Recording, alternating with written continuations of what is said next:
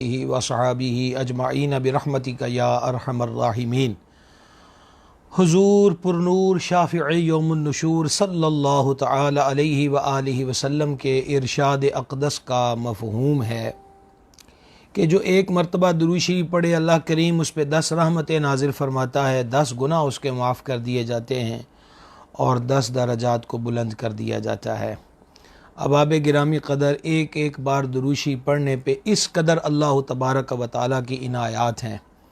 یقیناً مرنے کے بعد ہم ایک نیکی بھی نہیں کما سکیں گے اور مرنے کے بعد خود کوئی عمل کر کے اپنے درجات میں اضافہ بھی نہیں کروا سکیں گے، اور مرنے کے بعد ہمارے پاس ذاتی طور پہ عمل کی ایسی حیثیت نہیں ہوگی کہ اپنے گناہوں کو معاف کروا سکیں۔ جیتے جی یہ فضل عظیم، یہ انعام عظیم درود شریف کی صورت میں الحمدللہ ہمیں حاصل ہے کہ ایک بار درود شریف پڑھا 10 درجے بلند ہو گئے، ایک بار درود شریف پڑھا 10 نیکیاں مل گئیں، 10 رحمتیں نازل ہو گئیں۔ ایک حدیث شریف کے مطابق 70 رحمتوں کا نزول ہوتا ہے۔ لہٰذا اللہ کریم جل شانہ کی رحمت کے حصول کے لیے، گناہوں کی معافی کے لیے، درجات کی بلندی کے لیے، اور سب سے بڑھ کر یہ کہ الفت محبوب میں گم ہو کر ہدیہ اصلاۃ والسلام کا شرف حاصل کرتے رہنا چاہیے۔ اب بھی ہم سب مل کر اپنے آقا و مولا علیہ الصلاۃ والسلام کی بارگاہ میں ہدیہ درود و سلام پیش کریں۔ الصلاۃ والسلام علیکہ یا سیدی یا رسول اللہ وعلی آلک و صحابک یا سیدی یا حبیب اللہ۔ گرامی قدر احباب، آج کے سلسلہ علم و ادب میں ہمارا عنوان زیب و زینت اسلامی تعلیمات کی روشنی میں دین اسلام ستھرا، نکھرا، پاکیزہ، طیب و طاہر دین ہے۔ دین اسلام کے اندر صفائی کا، طہارت و پاکیزگی کا جو اہتمام ہے اس کی بڑی تاکید ہے۔ اس کا اندازہ اس بات سے کیجئے کہ اگر بندے پہ غسل فرض ہے تو جب تک وہ غسل ادا نہیں کرے گا، نماز پڑھے گا، اس کی نماز نہیں ہوگی۔ بے وضو ہے تو اب اس کے لیے یہ طہارت رکھ دی گئی، پہلی شرط ہی نماز کی طہارت ہے، کہ جس کا معنی یہ ہے، مفہوم یہ بنتا ہے جو فقہاء کرام نے بیان کیا کہ طہارت کے اندر یہ چیز ہے کہ نمازی کے کپڑے، نمازی کا بدن، اور جس جگہ اس نے نماز پڑھنی ہے اس کا ہر قسم کی نجاست سے پاک ہونا ضروری ہے۔ تو ہر موقع پر، ہر جگہ پر دین اسلام نے، جس طرح کہ میں مختلف عنوانات کے تحت عرض کرتا رہتا ہوں، کل بھی ہم نے عدت سوگ اور عدت کے دیگر جو مسائل نے ذکر کیے، کل بھی میں نے یہ گزارش کی کہ زندگی کا کوئی ایسا مرحلہ نہیں ہے کہ جہاں ہماری رہنمائی نہیں فرمائی گئی، ہمیں راہ نہیں فراہم کی گئی، بلکہ ہر جگہ ہماری رہنمائی بھی ہے، دستگیری بھی ہے، ہمیں راہ عمل بھی بخشا گیا ہے۔ اب ذمہ داری ہماری ہے کہ مسلمان ہونے کے ناطے سے اپنے آقا و مولا صلی اللہ تعالی علیہ وآلہ وسلم کے فرمودات اور تعلیمات پر عمل کریں، تاکہ اس جہاں کے اندر بھی زندگی خیر میں گزر جائے اور آخرت بھی بہتر سے بہتر ہو جائے۔ مختلف چیزیں زیب و زینت کے اندر آتی ہیں اور انشاءاللہ ہم یہ احادیث مبارکہ آپ کو بیان کریں گے۔ صدر الشریعہ بدر الطریقہ سیدی مفتی محمد امجد علی اعظمی رحمۃ اللہ علیہ نے بہار شریعت کے 16ویں حصے کے اندر زینت کے بیان کے عنوان سے ایک باب باندھا ہے، وہیں سے آج ہم چند حدیث آپ کے گوش گزار کر رہے ہیں۔ پہلی حدیث مبارک صحیح بخاری اور صحیح مسلم کی ہے۔ ام المومنین محبوبہ محبوب رب العالمین سیدتنا صدیقہ بنت صدیق اکبر رضی اللہ تعالی عنہما سے روایت ہے کہ فرماتی ہیں کہ حضور اقدس صلی اللہ تعالی علیہ وآلہ وسلم کو، آپ کو میں نہایت ہی عمدہ خوشبو لگاتی تھی، یہاں تک کہ اس خوشبو کی چمک سید عالم علیہ الصلوۃ والسلام کے سر انور اور داڑھی شریف میں پائی جاتی تھی۔ دوسری حدیث سماعت فرما لیجئے۔ حضور پرنور صلی اللہ تعالی علیہ وآلہ وسلم، اس حدیث کو امام ابو داؤد نے سنن کے اندر نقل کیا اور اس کے راوی سیدنا انس رضی اللہ تعالی عنہ ہیں۔ وہ بیان کرتے ہیں کہ رسول اللہ صلی اللہ تعالی علیہ وآلہ وسلم کے پاس ایک قسم کی خوشبو تھی جس کو استعمال فرمایا کرتے تھے۔ گرامی قدر احباب، نبی پاک صلی اللہ تعالی علیہ وآلہ وسلم کی ذات پاک کو خوشبو کی محتاجگی نہیں تھی۔ امام سیوطی رحمہ اللہ نے نقل کیا ہے، خصائص کے اندر، دیگر کتب کے اندر بھی موجود ہے کہ حضور پرنور علیہ الصلوۃ والتسلیم جن گلیوں سے گزر جاتے وہ گلیاں مہک جاتی، اور سرکار علیہ السلام کو تلاش کرنے والا حضور کی جستجو میں نکلنے والا اس خوشبو سے پہچان جاتا تھا کہ کریم آقا علیہ السلام نے اس سمت گزر فرمایا ہے۔ رازدار رموز محبت، امام عشق و محبت سرکار اعلی حضرت رحمت اللہ علیہ اسی لیے کہتے ہیں ان کی مہک نے دل کے غنچے کھلا یہ ہے، جس راہ چل گئے ہیں کوچے بسا دے۔ پھر نبی مکرم علیہ السلام کا پسینہ اطہر بذات خود کائنات کا سب سے بہترین عطر ہے، اور یہ حدیث صحیح کے اندر صحیح مسلم کے اندر موجود ہے۔ سیدتنا ام سلیم رضی اللہ تعالی عنہا آپ کے ہاں کریم علیہ الصلوۃ والتسلیم قیلولہ گاہے گاہے فرماتے تو فرماتی ہیں حضور جب ماہ استراحت ہوتے تو وجود اطہر پہ پسینہ ظاہر ہوتا تھا، تو انہوں نے چمڑے کا ایک بستر بنایا ہوا تھا اور ایک شیشی کھلے منہ والی رکھی تھی اور ایک کھجور کی شاخ کی سٹک بنا کے رکھی تھی کہ وہ پسینہ پر نور وجود اطہر سے جدا ہو کر جب اس چمڑے کے بستر پہ آتا اور ایک جگہ جمع ہوتا تو یہ پاک بی بی جو ہیں اس شیشی کے اندر ڈال لیتی۔ نبی پاک علیہ السلام نے ایک دن ان کو یہ کرتے ملاحظہ فرمایا اور ان سے استفسار فرمایا کہ یہ کیا ہے، تو انہوں نے عرض کی کہ آپ کے پسینہ اطہر سے ہم بچوں کے لیے برکت حاصل کرتے ہیں اور اسے خوشبو کے طور پہ استعمال کرتے ہیں۔ یہ میں نے مفہوم و خلاصہ پیش کیا ہے۔ اسی طریقہ کے ساتھ وہ مشہور زمانہ روایت کہ ایک بی بی پاک حاضر درگاہ ہوئیں اور انہوں نے اپنی بیٹی کی شادی کا تذکرہ کیا اور کہا کہ اس کو خوشبو لگانے کے لیے میرے پاس موجود نہیں، تو سید العالمین علیہ الصلوۃ والتسلیم نے فرمایا کل بڑے منہ والی شیشی لے کے آنا۔ وہ لے کر حاضر درگاہ ہوئیں تو کریم علیہ الصلوۃ والتسلیم نے اپنے مبارک بازو شریف سے پسینہ پر نور کے مبارک منور چمکتے ہوئے قطرات اس شیشی میں بخش دیے، اور پھر اس خوشبو کا اثر یہ ہوا کہ وہ گھر ہی سارا مہک گیا، اور پورے علاقے کے اندر اس گھر کی پہچان یہ تھی کہ کسی نے ایڈریس معلوم کرنا ہوتا تو بس یہی پوچھتا تھا کہ خوشبو والا گھر کون سا ہے۔ تو پسینہ اطہر میں خوشبو جس گلی سے گزر جائیں وہ گلیاں مہک جائیں، تو پھر سرکار علیہ السلام کو عطر لگانے کی کیا حاجت تھی؟ یہاں ایک سوال پیدا ہوتا ہے۔ تو یہ میرے کریم علیہ الصلوۃ والتسلیم کی ہم پر عنایات ہیں کہ حضور علیہ السلام اپنی امت کو اپنی مبارک سنت عطا فرما رہے ہیں۔ اس کی وجہ یہ ہے کہ جو سرکار کے پسینہ پاک کا کمال ہے، کہاں ہم اور تو کجا من کجا والی بات ہے۔ تو جیسے آج کل گرمی کا موسم ہے، پسینے کی بہتات ہے، اور پسینے کی وجہ سے لباس کے اندر بوئے ناگوار پیدا ہوتی ہے، اور ہمیں حکم دیا گیا کہ مسجد میں آؤ تو خوشبو لگا کے آیا کرو، اس کی ترغیب ارشاد فرمائی گئی، مسجد کو خوشبودار رکھو۔ نماز پڑھنے کے لیے آنے لگے ہو، کچی پیاز کچا لہسن کھایا ہے تو پہلے منہ سے اس بو کو زائل کر لو۔ یعنی ہر جگہ ہمیں خوشبودار رہنے کی، حتیٰ کہ آپ جانتے ہیں کہ حالت احرام میں جب بندہ احرام کی نیت کر چکا ہو تو اب وہ خوشبو نہیں لگا سکتا، لیکن احرام باندھنے سے قبل اس احرام کو خوشبو لگانا، وجود شریف پہ خوشبو ملنا میرے آقا علیہ السلام کی سنت سے ثابت ہے۔ تو یہ بھی حجاج کو حضور نے اپنی مبارک ادا عطا فرمائی۔ تو لہٰذا اس کے اندر ایک خوبصورتی ہے کہ خوشبو جو ہوتی ہے وہ مشام دماغ کو معطر کرتی ہے۔ اطباء نے باقاعدہ طور پہ بیان کیا ہے کہ بہت سارے امراض کے اندر جو خوشبو ہوتی ہے وہ شفا کا سبب بنتی ہے، بلکہ مغموم حالت کے اندر بعض خوشبوئیں ہیں کہ ان کو سونگھا جائے تو بندے کے غم کی جو کیفیت ہے وہ دور ہو جاتی ہے، اور اسی طریقہ کے ساتھ بندہ اضطرابی حالت کے اندر ہو تو خوشبو جو ہے وہ اس کو قرار کی طرف لے جاتی ہے۔ خوشبو کے اندر قدرتی طور پہ رغبت ہوتی ہے، توجہ ہوتی ہے۔ تو لہٰذا نبی پاک علیہ الصلوۃ والسلام جو خوشبو کو استعمال فرماتے، یہ تعلیم امت کے لیے تھا، تاکہ میری امت میری سنت سمجھ کر خوشبو لگائے گی تو یہ عمل خوشبو لگانے والا بھی ان کو مل جائے گا، اور ہماری سنت پہ عمل کرنے کا اجر و ثواب بھی ان کو حاصل ہوگا۔ لہٰذا عطر لگائیے، اچھا عطر لگائیے، بہتر خوشبو کا استعمال کیجیے۔ ایسی خوشبو نہ لگائیے جو دوسروں کو سونگھنے کے اندر دقت و دشواری میں مبتلا کر دے۔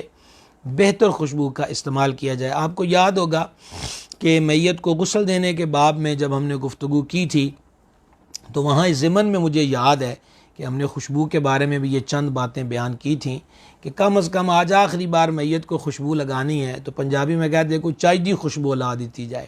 تو جس طرح حدیث میں ہے کہ وہ اپنے کفن پہ فخر کرتے ہیں دوسرے مردوں کے سامنے کہ میرے گھر والوں نے مجھے یہ بہتر کفن دیا ہے، تو ظاہری بات ہے کہ خوشبو کے معاملے میں بھی ان کو بڑی خوشی ہوتی ہوگی کہ ہمارے گھر والوں نے بڑے اعلیٰ درجے کا عطر ہمیں لگایا، تو خود عطر استعمال کریں، اچھا عطر استعمال کریں۔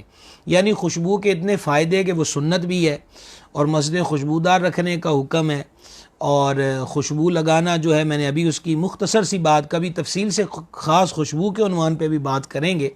تو جب اس کے اندر اتنے فوائد ہیں تو میں حیران ہوتا ہوں کہ لوگ باقی چیزوں کے معاملے کے اندر کہتے ہیں کہ بہتر سے بہتر ہو، اور جب عطر کی بات آئے تو کہتے ہیں 10 روپے والی شیشی لے لو، تو وہ تو پھر مردوں کو لگانے والی جو شیشی ملتی ہے وہی دستیاب ہوتی ہے۔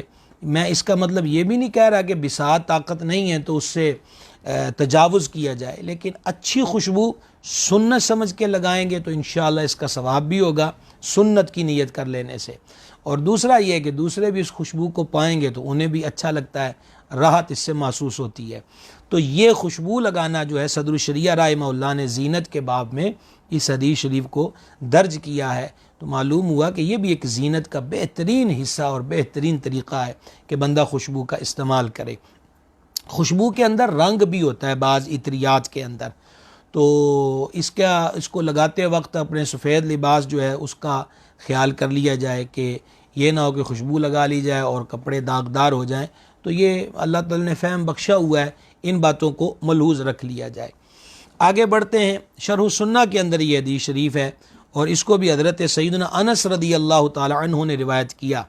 وہ بیان کرتے ہیں کہ حضور اقدس صلی اللہ تعالی علیہ وآلہ وسلم کثرت سے سر انور میں تیل استعمال فرماتے اور مبارک معطر داڑھی شریف میں کریم آقا علیہ الصلوۃ والسلام کنگھا کرتے۔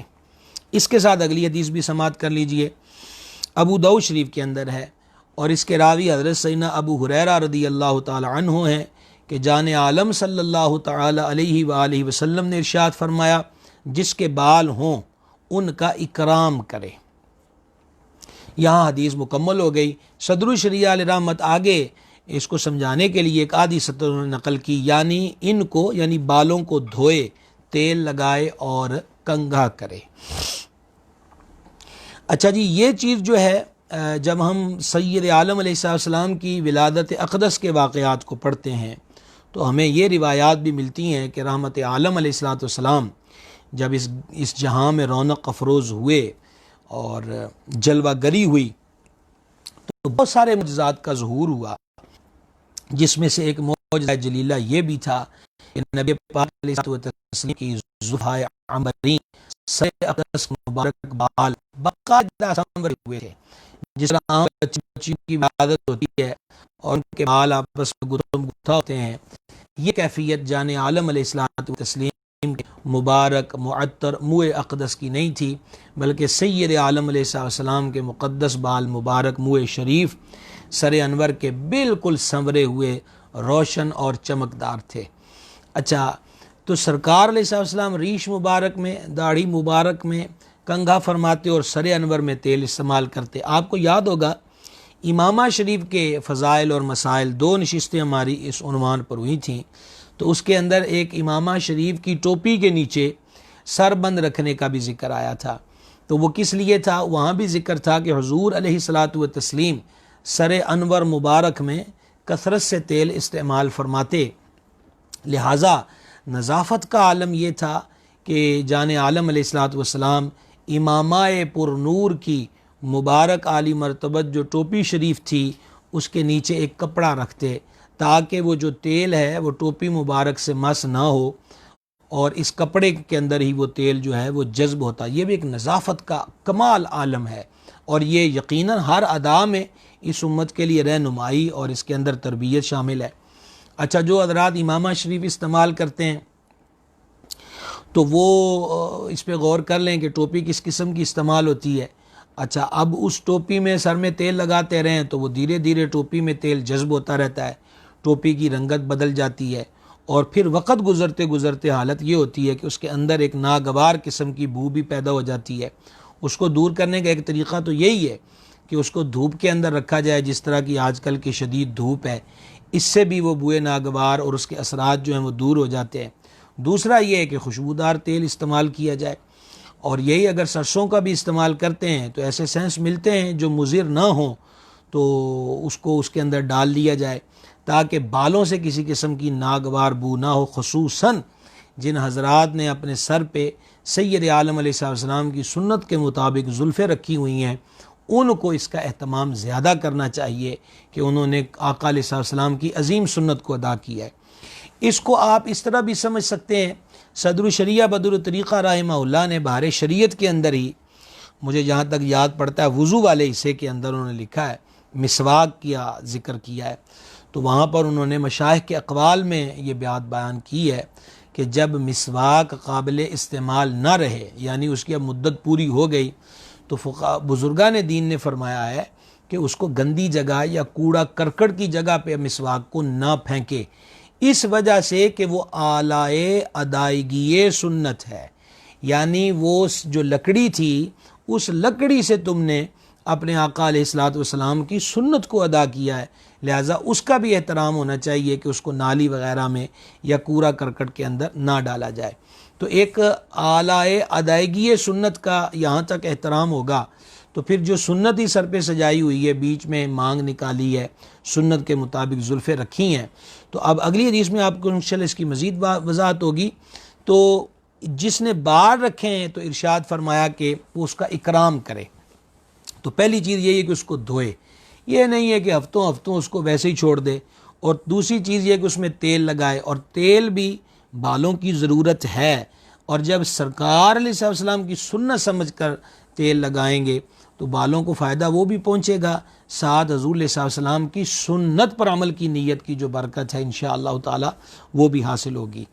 اچھا، پھر تیسری چیز یہ کہ اس میں کنگھا کرے، یعنی بالوں کو بکھرا ہوا نہ چھوڑے، وہ داڑھی شریف کے بال ہوں یا سر پہ رکھے ہوئے بال ہوں، ان کو بکھرا ہوا کہ جس سے دیکھنے والے کو وحشت محسوس ہو، ایسا نہیں ہونا چاہیے۔ داڑھی شریف ایک حسین مقدار کے اندر، اس کی جو مقدار سنت ہے وہ ایک قبضہ ہے کہ ٹھوڑی کے نیچے سے جو بال ہے وہ ایک مٹھی کے اندر آ جائیں، یہ مسنون عمل ہے، اور حدیث میں ہے کہ اس سے ارد گرد کے بال جانے جہاں علیہ السلام اس کو تراشا کرتے۔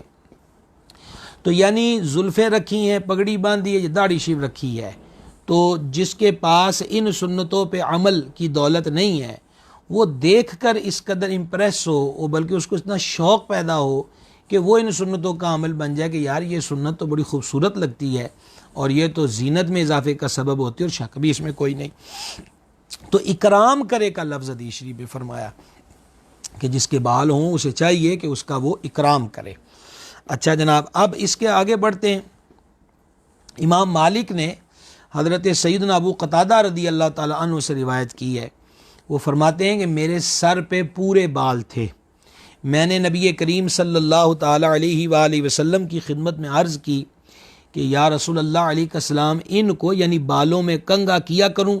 تو حضور اقدس علیہ السلام نے فرمایا ہاں، اور ان کا اکرام کرو، یعنی یہاں بھی یہ لفظ دوبارہ حدیث میں آ گیا کہ ہاں ان میں کنگھا کرو اور ان کا اکرام کرو۔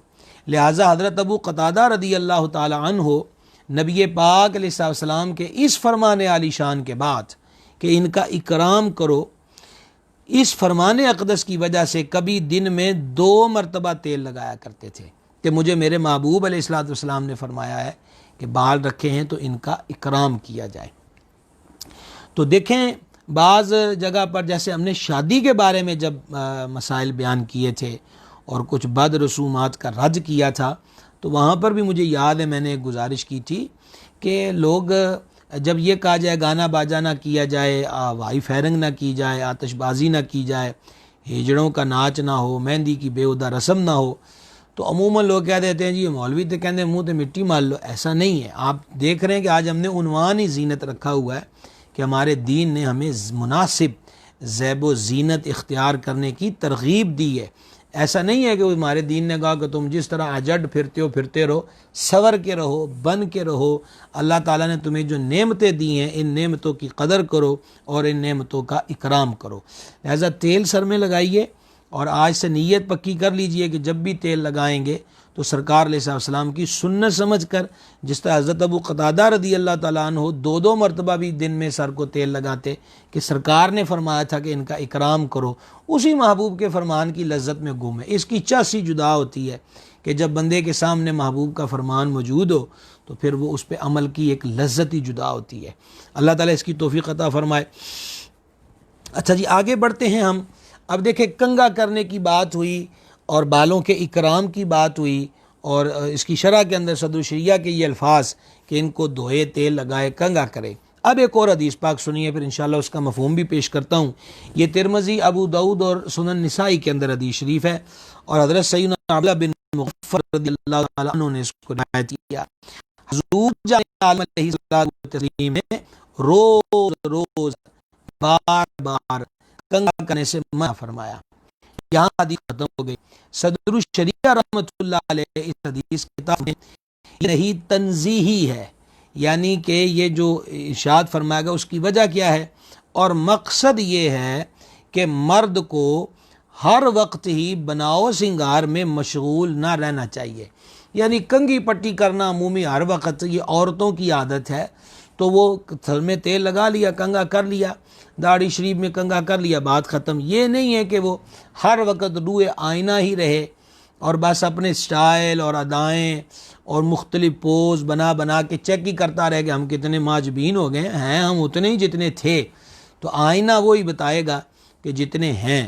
تو اب آئینے کو منہ چڑھانے کی کیا ضرورت ہے، اور آئینے کو نیا آئینہ دکھانے کی کیا ضرورت ہے؟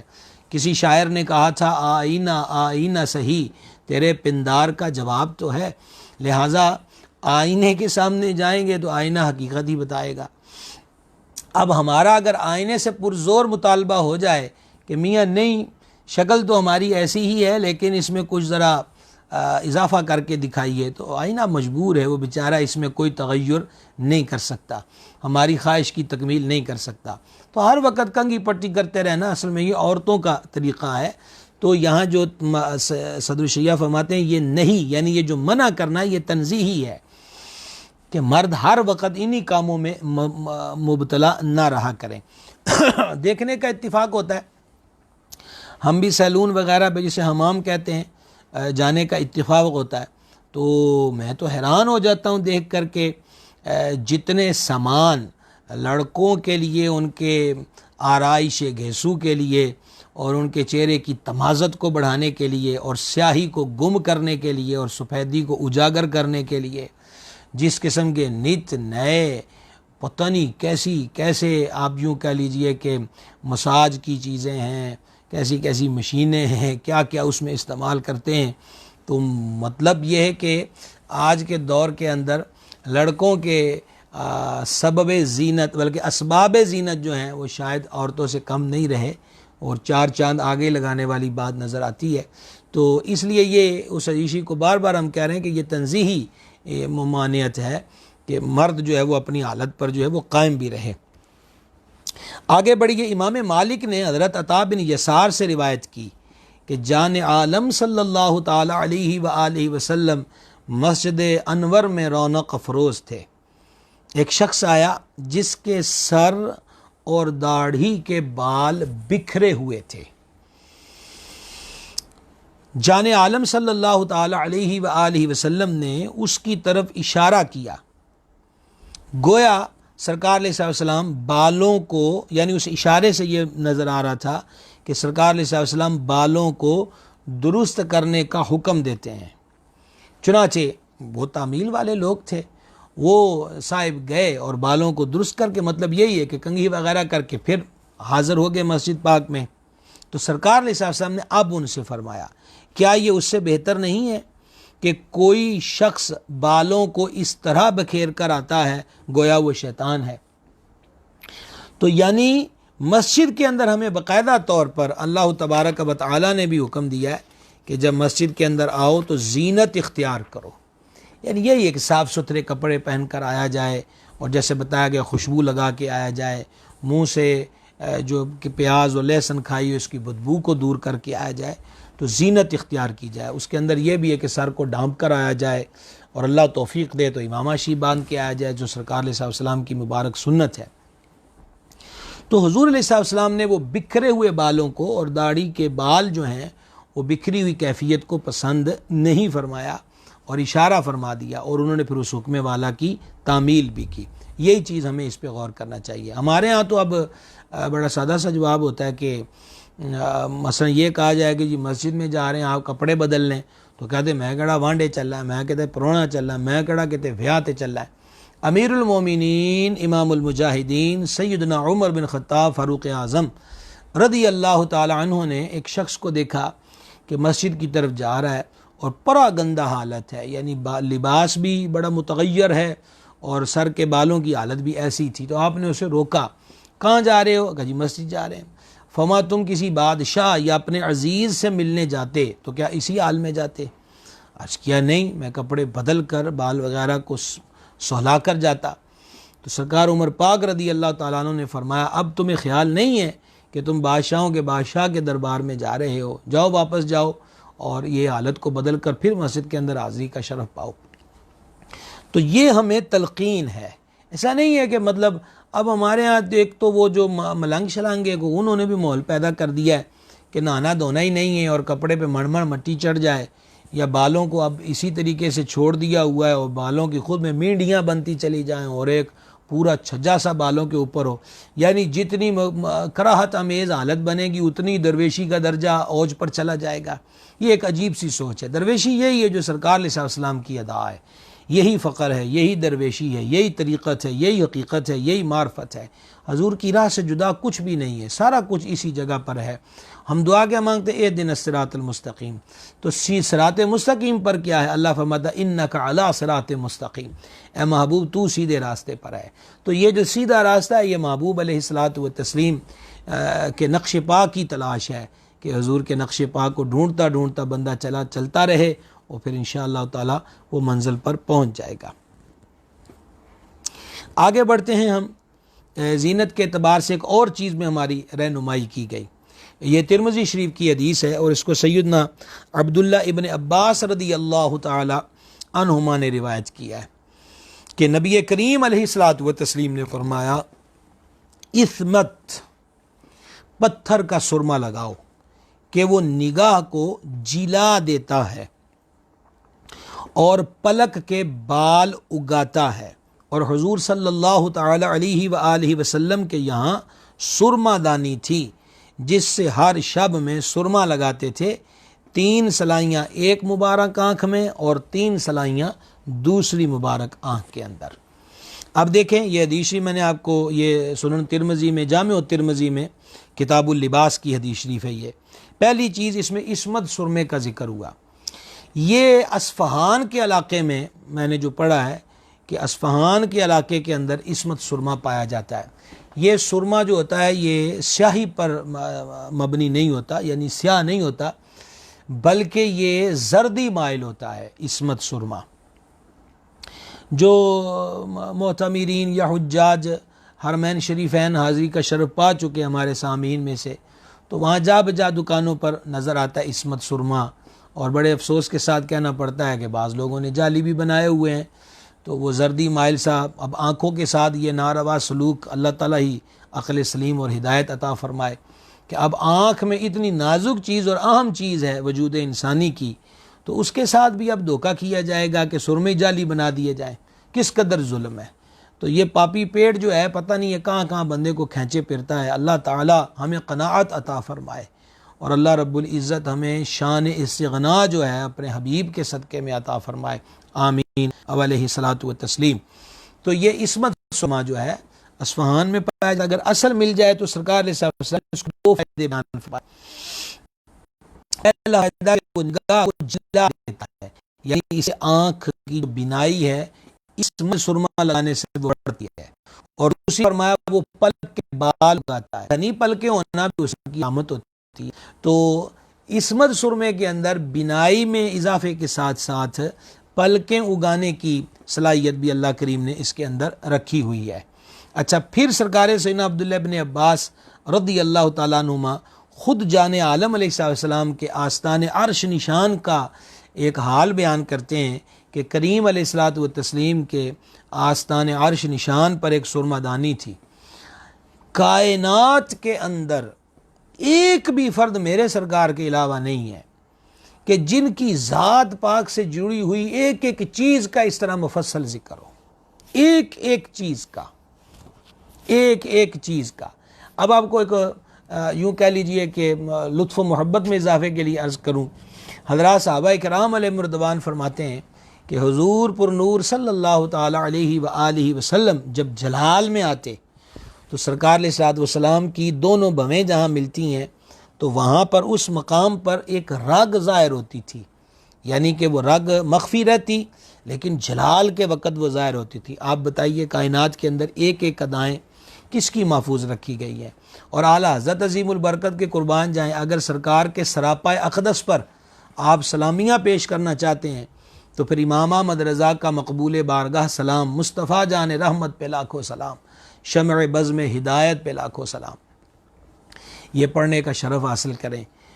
وہ دہن جس کی ہر بات وحی خدا، چشمائے علم و حکمت پہ لاکھوں سلام، یہ دہن کی بات ہو گئی۔ وہ زباں جس کو سب کن کی کنجی کہیں، اس کی نافذ حکومت پہ لاکھوں سلام، زبان اطہر پہ سلامی پیش ہو گئی۔ اور لیلۃ القدر میں مطلع الفجر حق، مانگ کی استقامت پہ لاکھوں سلام۔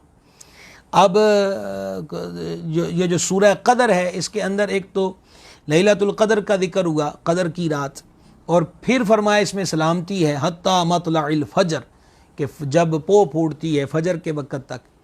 تو اعلیٰ حضرت رحمۃ اللہ علیہ کی جو نظر ہے وہ کہاں جا رہی ہے؟ نعت اس کو کہتے ہیں۔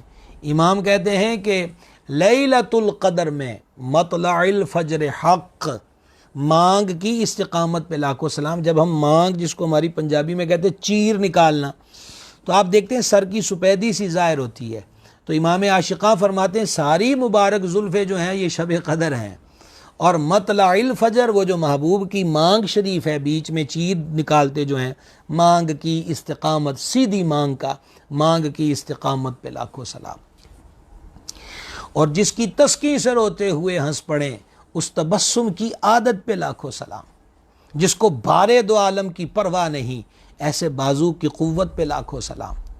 جس طرف اٹھ گئی دم میں دم آ گیا، اس نگاہ عنایت پہ لاکھوں سلام۔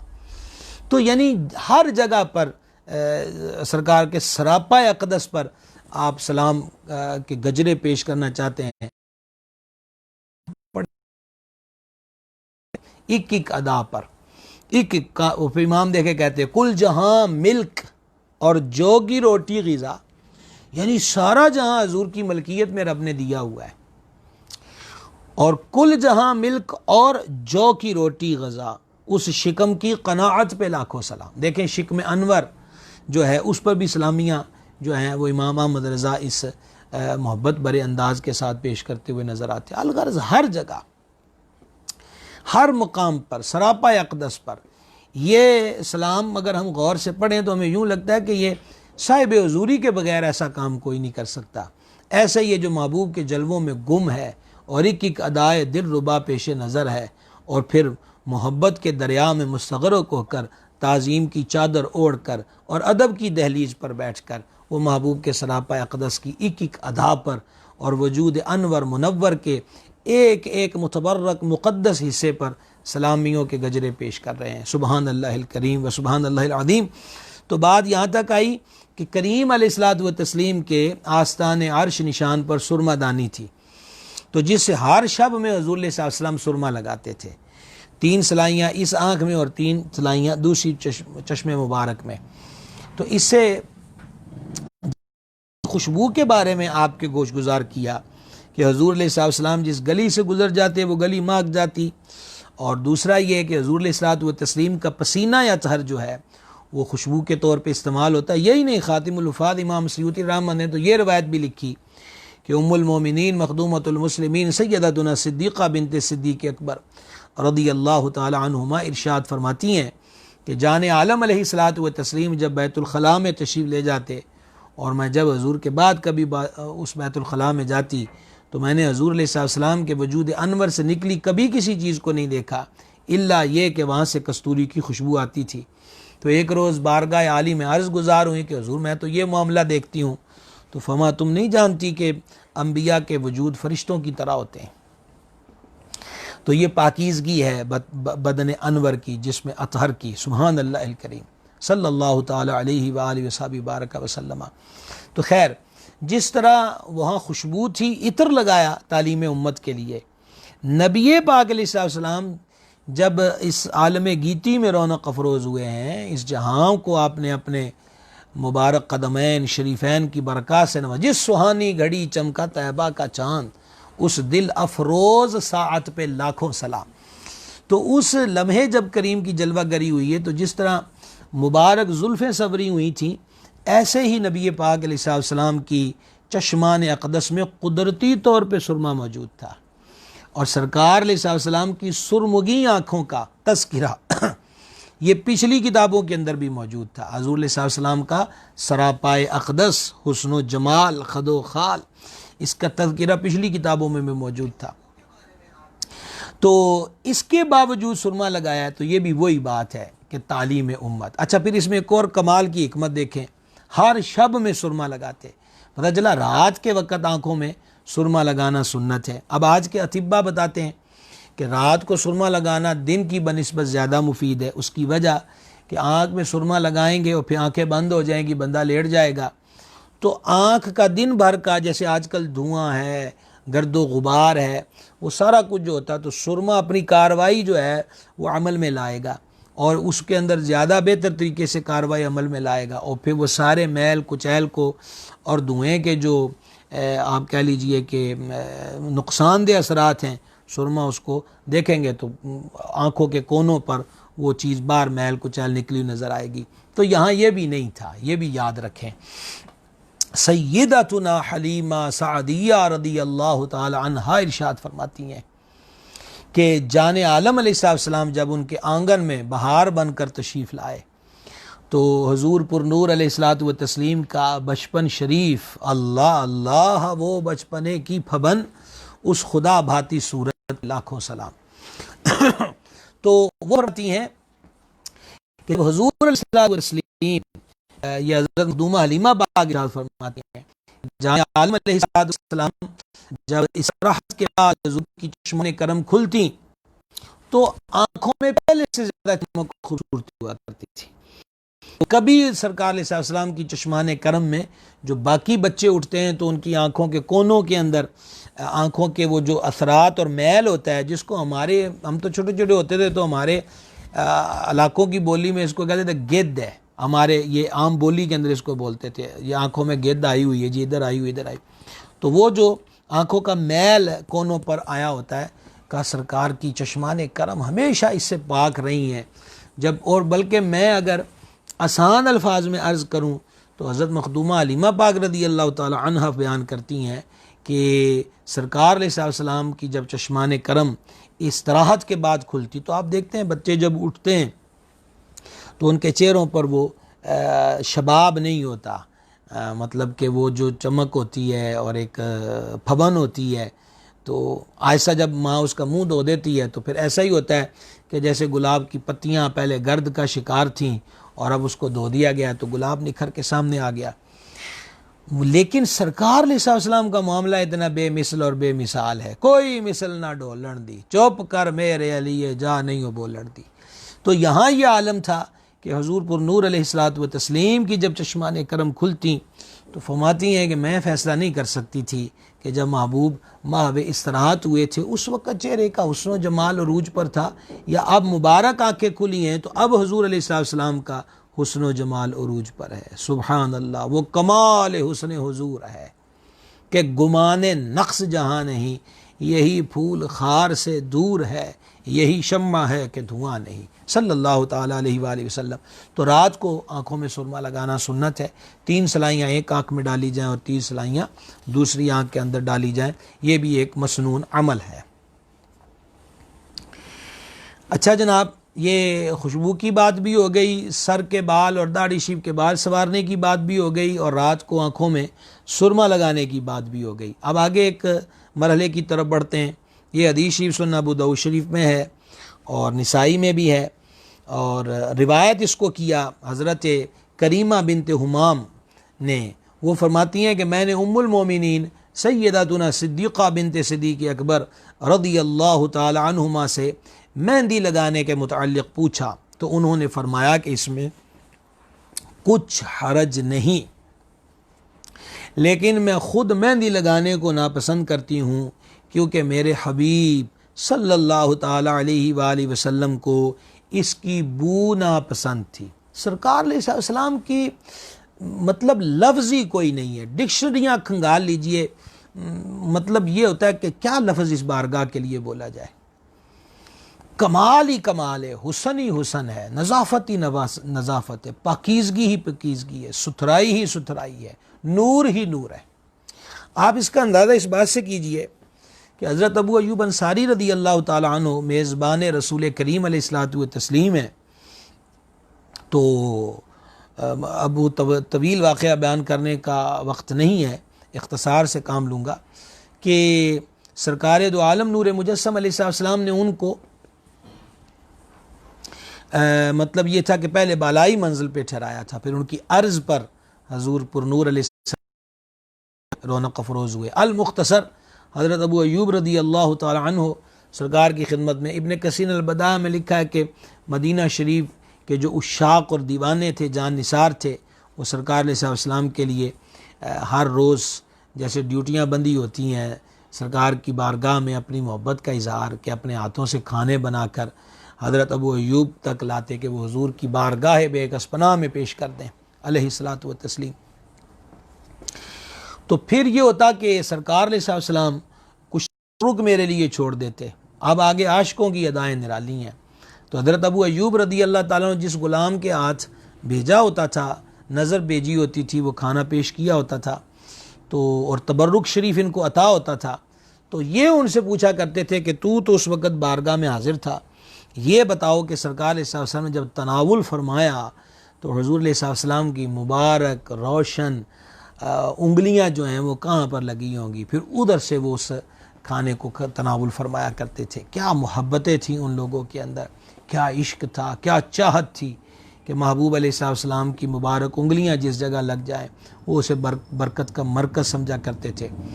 ایک دن انہوں نے کھانا بارگاہ کے اندر پیش کیا تو اس کے اندر لہسن ڈلی ہوئی تھی، تو فرماتے ہیں کہ کھانا اسی طرح واپس آ گیا، تو پریشان ہو گئے کہ سرکار علیہ السلام نے کھانا تناول نہیں فرمایا، تو بارگاہ اقدس میں حاضری کا شرف پایا اور سبب دریافت کیا، تو فرمایا اس میں وہ چیز ڈلی ہے جو میں نہیں کھاتا، لہسن تھی، حالانکہ سالن میں پک چکی تھی۔ تو عرض کی یا رسول اللہ علیہ السلام کیا یہ کھانا حرام ہے؟ تو نبی پاک علیہ السلام نے فرمایا تم کھا لیا کرو، میں اس سے باتیں کرتا ہوں جس سے تم نے باتیں نہیں کرنا ہوتی، اس لیے میں لہسن نہیں کھاتا۔ سبحان اللہ الکریم۔ اچھا اب آپ یہ دیکھیں، اس سے ایک اصول جو ہے، بعض جگہ پر کچھ لوگ غلط فہمی میں مبتلا ہوتے ہیں اور غلط فہمی میں ڈالنے کی کوشش بھی کرتے ہیں کہ جو کام سرکار علیہ السلام نے نہیں کیا تو وہ لسٹ یہ بنا دیتے ہیں کہ وہ ہر کام ہی معاذ اللہ ناجائز و حرام ہوگا۔ تو دیکھیں حضور علیہ السلام نے لہسن تناول نہیں فرمایا لیکن اجازت عطا کر دی اور خود بیان فرما دیا کہ ہم نے اس سے باتیں کرنی ہوتی جس سے تم باتیں نہیں کرتے۔ تو امت پہ لہسن حرام نہیں ہے، لیکن سرکار علیہ السلام کی شان ہے، عرفہ والا ہے، تو اب کئی محبت والے ہیں جو اتباع کے اندر لہسن نہیں استعمال کرتے۔ تو عرض کرنے کا مقصد یہ ہوتا ہے کہ سرکار علیہ السلام نے اگر کوئی چیز ترک فرمائی ہے تو بعض مواقع ایسے ہوتے ہیں وہ حضور کی خصوصیت ہے، خاصائے مصطفیٰ کریم ہے علیہ الصلوۃ والسلام، اور بعض صورتوں میں ایسا ہو جیسے ہم تراویح کے معاملے پر گفتگو کر آئے تھے ماہ رمضان شریف کے اندر، تراویح کے فضائل اور مسائل پر، کہ متواتر ریگولر اس لیے نہ پڑھائی کہ میرے مستقل کرنے کی وجہ سے میری امت پہ فرض نہ ہو جائے، تو سرکار علیہ السلام کا یہ عمل مبارک اس طرح ترک فرما دینا یہ امت پہ رحمت ہے۔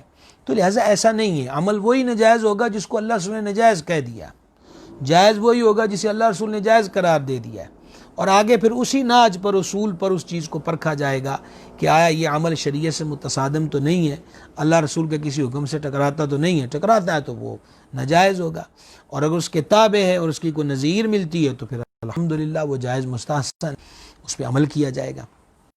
خیر، تو بات کہاں سے چلی تھی کہ آقا علیہ السلام کے بارے میں ام المؤمنین محبوب العالمین سیدنا صدیقہ بنت صدیق اکبر رضی اللہ تعالیٰ عنہ سے مصعب شرعی حضرت کریمہ بنت امام مہندی لگانے کے بارے میں یوم کے بارے میں پوچھا گیا تو فرماتی ہیں کہ اس میں حرج نہیں ہے، لیکن میں خود مہندی لگانے کو ناپسند کرتی ہوں، کیونکہ آپ جانتے ہیں کہ مہندی کی جو سمیل ہوتی ہے کہ وہ سمیل جو ہے وہ حضور صلی اللہ علیہ وسلم کو ناپسند تھی۔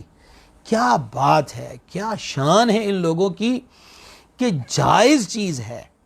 اور باقی آگے ہم ایک حدیث ذکر کریں گے کہ حضور علیہ الصلوۃ والتسلیم ترغیب ارشاد فرمائی ہے کہ عورتیں اپنے انگلیوں وغیرہ پہ مہندی لگایا کریں تاکہ مردوں سے ان کے ہاتھ ممتاز رہیں، لیکن ام المومنین نہیں لگا رہی کہ محسوس کر لیا کہ اس مہندی کی بھی جو سمیل ہے وہ مزاج اقدس کے جو ہے حضور علیہ السلام کے موافق مزاج اقدس کو بھاتی نہیں ہے، تو اس لیے عمل ہی ترک کر دیا۔ سبحان اللہ الکریم، یہ انداز رہا ہے ان پاک لوگوں کا۔ ایسے تو ان کی شان عظیم نہیں ہے نا جی، ایسے تو آج تک ان کے تذکرے نہیں ہو رہے، ان کی شانیں بیان نہیں ہو رہی۔ تو بہرحال اس سے ایک پہلی بات یہ معلوم ہو گئی کہ عورت جو ہے وہ مہندی جو ہے وہ لگا سکتی ہے۔ اچھا جی آگے بڑھتے ہیں جناب۔ اللہ اکبر کبیرہ۔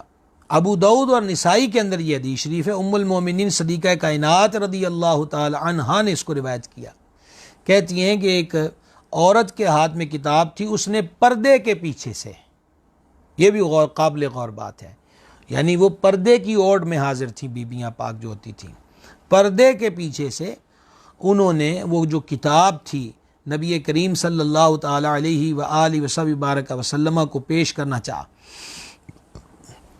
تو نبی پاک علیہ السلام نے اپنے دست مبارک کو کھینچ لیا اور فرمایا معلوم نہیں کہ یہ مرد کا ہاتھ ہے یا عورت کا ہاتھ ہے۔ تو اب انہوں نے پردے سے عرض کیا حضور یہ عورت کا ہاتھ ہے۔ فرما اگر عورت ہوتی تو ناخنوں کو مہندی سے رنگے ہوتی۔ یہ جو حدیث میں نے ابھی آپ کو سنائی ہے یہ ابو داؤد شریف کی حدیث مبارک ہے۔ اس حدیث شریف سے ایک تو یہ معلوم ہوا کہ عورتیں جو ہیں وہ اپنے ناخنوں پر انگلیوں پر مہندی لگائیں، یعنی دیکھیں ممانعت نہیں قرار دی گئی، وہ اپنی زینت کو اس اعتبار پر اختیار کریں۔ اور دوسری بات یہ معلوم ہوئی کہ نبی پاک علیہ الصلوۃ والتسلیم کی خدمت سراپا عظمت میں جو صحابیات رضی اللہ تعالی عنہن حاضر بارگاہ ہوتی تھیں، وہ پردے میں سرکار علیہ السلام کی بارگاہ میں حضور والی امت ہیں، حضور علیہ الصلوۃ والتسلیم مالک ہیں، حضور علیہ السلام کی اداؤں کا نام شریعت ہے، تو آقا کریم علیہ السلام کا یہ عمل ہی حجت ہے۔ تو اگر کوئی پیری کے زوم کے اندر یہ کہے کہ نہیں جی بس آنے دو، مرد بھی اکٹھے بیٹھے ہیں عورتیں بھی اکٹھی بیٹھے ہیں، اور وہ جی پیر صاحب کے سامنے بے پردہ عورتیں بھی بیٹھتی رہیں، تو یہ عمل نہیں۔ پیر کے لیے عمل کیا ہے؟ سرکار کی سنت، اور سنت یہی ہے کہ عورتیں جو ہیں وہ بے پردہ پیر کے سامنے نہ ہوں۔ یہ سرکار علیہ السلام اور سیداتنا ام المومنین صدیقہ پاک رضی اللہ تعالی عنہا فرماتی ہیں کہ حضور علیہ السلام نے کبھی کسی عورت سے مصافحہ نہیں فرمایا، کبھی کسی عورت سے مصافحہ نہیں فرمایا۔ تو لہٰذا اب یہ ہے کہ پیر صاحب کا ہاتھ پکڑ کے مریدنی چومے تو اس کی اجازت کیسے ہو سکتی ہے؟ ہاں پیر اس کا محرم ہو، جیسے اس کا باپ ہو، بھائی ہو، بیٹا ہو یا اس کا شوہر ہو، یہ الگ بات ہے، لیکن نامحرم تو نامحرم ہے۔ اور امام اہل سنت مجدد دین و ملت اشاہ امام محمد رضا قادری رحمۃ اللہ علیہ نے یہی فتویٰ دیا ہے۔ جب آپ سے سوال ہوا کہ پیر اور مریدنی کا بھی پردہ ہے تو فرمایا وہ شریعت سے انہیں استثناء حاصل تو نہیں ہے، شریعت کا حکم سب کے لیے یکساں اور برابر ہے، اللہ یہ کہ وہ محرم ہو۔ تو اس بات کو پیش نظر رکھیے۔ تو پھر الزام جو ہے وہ اہل سنت و جماعت پہ آ جاتا ہے کہ سنیوں کے پیر نے یہ کیا، سنیوں کا پیر تو غوث اعظم دستگیر ہے، سنیوں کو پیر تو داتا پیا ہے، گنج شکر ہے، خواجہ خواجگاہ ہیں، نظام الدین اولیاء ہیں، سلطان باہو ہیں، شاہ رکن عالم ہے، رضوان اللہ علیہ اجمعین۔ اور پھر جو ان کی روش اور ان کے طریقے پر چلے، اہدنا الصراط المستقیم صراط الذین انعمت علیہم، پھر جو ان کے رستے پر چلے تو وہ اس راہ کے اوپر ہے۔ احباب گرامی قدر، آج تک گفتگو اتنی رکھیں گے، انشاءاللہ تعالی اس عنوان میں بھی بہت کچھ آئے گا۔ جیسے یہ ہوتا ہے کہ داڑھی مرد کی جو ہے یا سر کے بال ہیں اس کو کون سا رنگ کر سکتے ہیں، پھر یہ کہ عورتیں اپنی بھویں وغیرہ جو ہیں وہ اس کو ترشا سکتی ہیں کہ نہیں، ان کے چہرے کے بال کے بارے میں کیا حکم ہے، مرد اپنے چہرے کے بال کہاں سے اکھاڑ سکتا ہے کہاں سے نہیں اکھاڑ سکتا، اور اس سے ریلیٹڈ دیگر جو زینت کے احکامات شرع ہیں وہ انشاءاللہ عز و جل ہم کل بھی اسی عنوان کے تحت آپ سے ماو گفتگو ہوں گے۔ آج کے سلسلے کو بھی عام کیجئے، جتنی باتیں ذکر ہوئی ہیں یہ عمل کی ہیں، اور اللہ تعالیٰ سب کو عمل کی توفیق عطا فرمائے۔ ایک دو سوالات ہیں۔ جی کہیے۔ طاہر محمود صاحب کا سوال ہے، اگر امام رفع دین کرتا ہو، اب پیچھے کھڑے لوگ بھی رفع دین کریں گے، اگر کوئی رفع دین نہ کرے تو کیا اس کی نماز ہو جائے گی؟ دیکھیں شافیوں اور حنبلیوں کے ہاں یہ سلسلہ ہوتا ہے، لیکن احناف کے لیے اگر ہم ائمہ احناف کے احکامات کو دیکھیں اور فقہ کے متعلقہ جو مسائل ہیں اس کو دیکھیں تو طہارت کے مسائل میں اختلافات پائے جاتے ہیں۔ بعض چیزیں ایسی ہوتی ہیں کہ مثلا شافیہ کے ہاں یا حنابلہ کے ہاں یا مالکیوں کے ہاں ایک مسئلہ ہے کہ اس سے وضو نہیں ٹوٹتا اور احناف کے نزدیک ٹوٹ جاتا ہے، تو اب وہاں طہارت کا مسئلہ پایا جائے گا۔ تو یہ بڑا باریکی کے مسائل ہیں۔ تو اول تو بلا ضرورت اقتداء چاہیے ہی نہیں، اور اگر وہ امام صحیح العقیدہ ہو اور وہ امام احمد بن حنبل یا امام شافعی کی تقلید میں ہو صحیح العقیدہ، تو پھر یہ کہ اگر اس نے رفع یدین کیا اور مقتدی نہ کرے تو مقتدی کے نہ کرنے سے اس کی نماز پہ کوئی اثر نہیں پڑے گا۔ حنفی کو تو چاہیے بھی نہیں ہے کہ وہ امام اعظم کا مقلد ہے اور امام اعظم کے پاس حدیث، اور الحمدللہ ہم حنفی ہو کر حضور کی حدیث پہ عمل کرتے ہیں۔ شمس الدین صاحب کا سوال ہے کہ اگر امام 4 رکعت پڑھنے کے بعد 5ویں رکعت کے لیے کھڑا ہو جائے تو کیا کرنا چاہیے؟ کھڑا ہو جائے تو فوراً واپس آ جائے اور سجدہ صاف کرے۔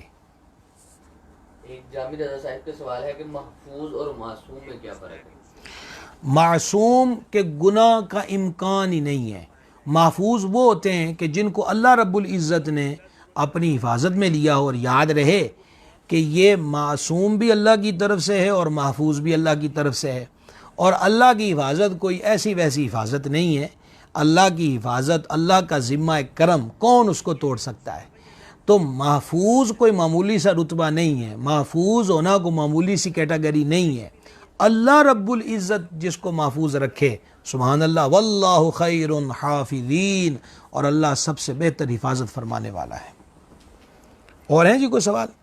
اچھا جناب محترم ہمارے ڈاکٹر محمد رفیق صاحب ہیں جی، اہلا و سہلا۔ جناب نور آصف صاحب ہیں، خوش آمدید۔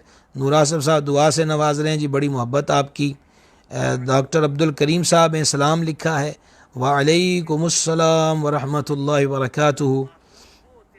محمد عظیم اعظم الوی صاحب ہیں جناب، آپ کو بھی خوش آمدید۔ یہ معصوم بھی اللہ کی طرف سے ہے اور محفوظ بھی اللہ کی طرف سے ہے، اور اللہ کی حفاظت کوئی ایسی ویسی حفاظت نہیں ہے۔ اللہ کی حفاظت، اللہ کا ذمہ کرم، کون اس کو؟ یہاں غالباً ہمارے یہاں نیٹ کی سپیڈ کچھ سلو ہو جاتی ہے، اور بہت سارے حضرات کے اوپر نام نہیں آ پاتے، اور میں اس لیے ان کا یہاں تذکرہ اس سبب سے نہیں کر پاتا، لیکن زیارت میں بات کر لیتے تو کون حضرات جو ہیں وہ رونق افروز ہوئے۔ جناب نور آصف صاحب ہیں، خوش آمدید۔ نور آصف صاحب دعا سے نواز رہے ہیں جی، بڑی محبت آپ کی۔ ڈاکٹر عبد الکریم صاحب ہیں، سلام لکھا ہے، وعلیکم السلام ورحمۃ اللہ وبرکاتہ۔ محمد عظیم اعظم الوی صاحب ہیں جناب، آپ کو ماشاءاللہ۔ محمد وسیم الحق سید صاحب ہیں جناب، شاہ صاحب قبلہ آپ کو اہلا و سہلا، جی آیا نو، خوش آمدید جی، بڑی محبت آپ کی۔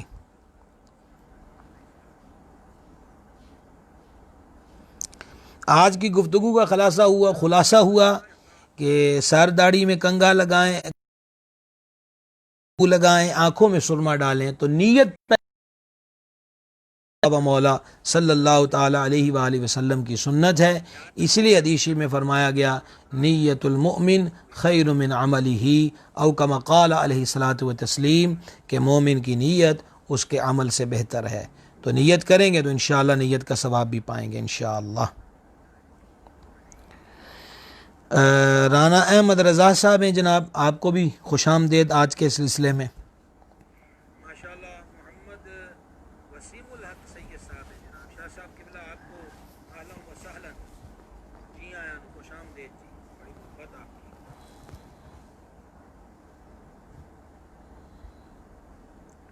آج کی گفتگو کا خلاصہ ہوا کہ سر داڑھی میں کنگھا لگائیں، انشاءاللہ عز و جل کل ہم اسی کے ساتھ اسی عنوان کا دوسرا حصہ جو ہے وہ کل ذکر کریں گے انشاءاللہ.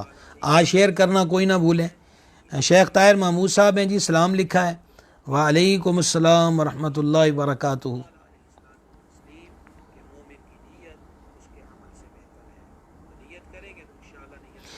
ماشاء اللہ. ممتاز حسین صاحب جہانیہ سے، یہ ٹھٹھا صادقہ آباد ہے جی، دنیا پور کے قریب. یہاں کئی بار میں گیا ہوں، بڑے اہل محبت ہیں ماشاء اللہ. تو سلام ان حضرات کی طرف سے آیا جی. وعلیکم السلام ورحمۃ اللہ وبرکاتہ. میری طرف سے بھی ٹھٹھا صادقہ آباد والوں کو اہلا و سہلا اور سلام.